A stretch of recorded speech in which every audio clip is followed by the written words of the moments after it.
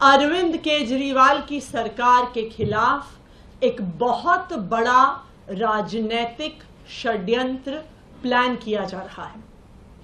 हमें विश्वसनीय सूत्रों से पता चला है कि आने वाले कुछ दिनों में केंद्र सरकार, भारतीय जनता पार्टी शासित केंद्र सरकार दिल्ली में राष्ट्रपति शासन लगाने वाली है। इसके कई संकेत पिछले कुछ दिनों से दिख रहे हैं। हम पिछले कई दिनों से देख रहे हैं कि दिल्ली में किसी भी अफसर की पोस्टिंग नहीं हो रही है।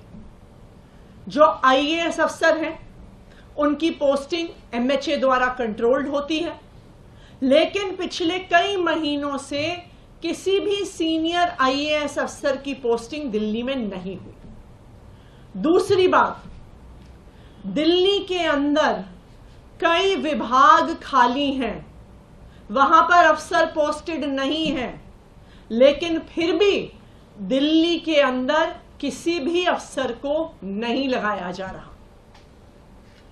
तीसरी बात, एलजी साहब पिछले एक हफ्ते से एमएचए को बार बार बिना किसी कारण के दिल्ली सरकार को लेके चिट्ठियां लिख रहे हैं।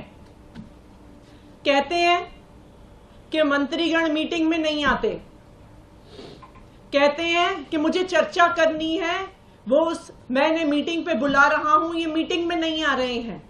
ये वही एलजी साहब हैं जो कोर्ट में खड़े होके कहते हैं कि जी ये ट्रांसफर्ड सब्जेक्ट है, मेरा इससे कोई लेना देना नहीं है। तो जब आप कोर्ट में कहते हैं कि आपका पानी के मुद्दे से, पोल्यूशन के मुद्दे से कोई लेना देना नहीं है, जब वो ट्रांसफर्ड सब्जेक्ट है, तो आप एमएचए में उसके बारे में चिट्ठी क्यों लिख रहे हैं? चौथा, दिल्ली सरकार के अफसरों ने मॉडल कोड ऑफ कंडक्ट का बहाना बनाकर किसी भी मीटिंग में आना बंद कर दिया है, चाहे वो कितने ही इंपॉर्टेंट मुद्दे पर हो।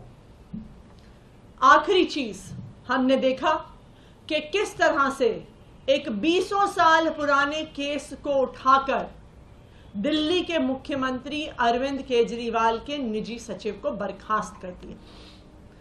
तो ये सारे लक्षण दिखा रहे हैं कि एक बहुत बड़ी साजिश हो रही है, दिल्ली की सरकार को गिराने की साजिश हो रही है, अरविंद केजरीवाल की सरकार को गिराने की साजिश हो रही है, और दिल्ली में राष्ट्रपति शासन लगाने की साजिश हो रही है।